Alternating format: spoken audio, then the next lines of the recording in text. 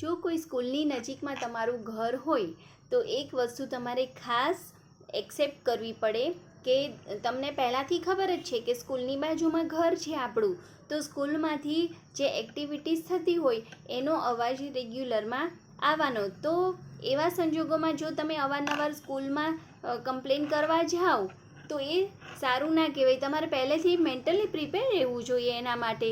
હું આ વાત એટલા માટે કરી રહી છું કે રિસન્ટલી મારી ડોટર્સ એક વખત સ્કૂલેથી આવી, થોડા ટાઈમ પહેલાંની વાત છે. એણે મને કહ્યું કે મમ્મી હમણાંથી અમારા સ્કૂલમાં પ્રેયર નથી થતી. તો મેં કીધું કેમ બેટા?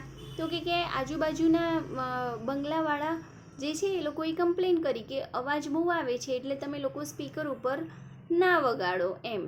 તો મેં કીધું કંઈ વાંધો નહીં. પછી જ્યારે પીટીએમ થઈ ત્યારે મેં ટીચર્સને રિક્વેસ્ટ કરી કે મેમ આ કારણથી પ્રેયર બંધ ના થાય તો સારું, તમે લોકો ક્લાસરૂમમાં જ પ્રેયર કરાવડાવો, કારણ કે પ્રેયર કરવી એ તો બહુ જ જરૂરી વસ્તુ છે. અને આ વાત ઉપરથી મેં આ વિડીયો બનાવ્યો. મને એવું લાગે છે કે પ્રેયર થવી એ તો ખૂબ જ શુભ વસ્તુ છે.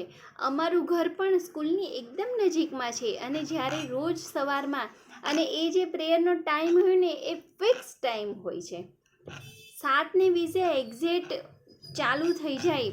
જે ઓમ ઓમ કરીને મંત્રોચ્ચાર ચાલુ થઈ, આખું વાતાવરણ એકદમ શુદ્ધ થઈ જાય છે. તો આ એકદમ શુભ વસ્તુ થઈ કહેવાય છે. આજુબાજુના વાતાવરણમાં રોજ સવારે સ્પીકર ઉપર પ્રેયર વાગે તો એકદમ શાંતિભર્યું વાતાવરણ હોય અને સુંદર મજાની પ્રેયર વાગતી હોય, એ પણ એક્ઝેક્ટલી ફિક્સ ટાઈમે, તો કેટલું સારું કહેવાય.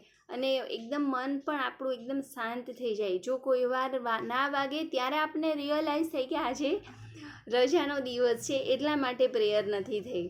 તો જે લોકો સ્કૂલની આજુબાજુના એરિયામાં હોય એ લોકો પ્લીઝ આવી કોઈ કમ્પ્લેન ના કરે.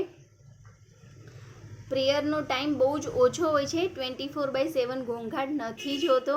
તો થોડો ટાઈમ પ્રેયર સાંભળવી એ ખૂબ જ સારી વાત છે.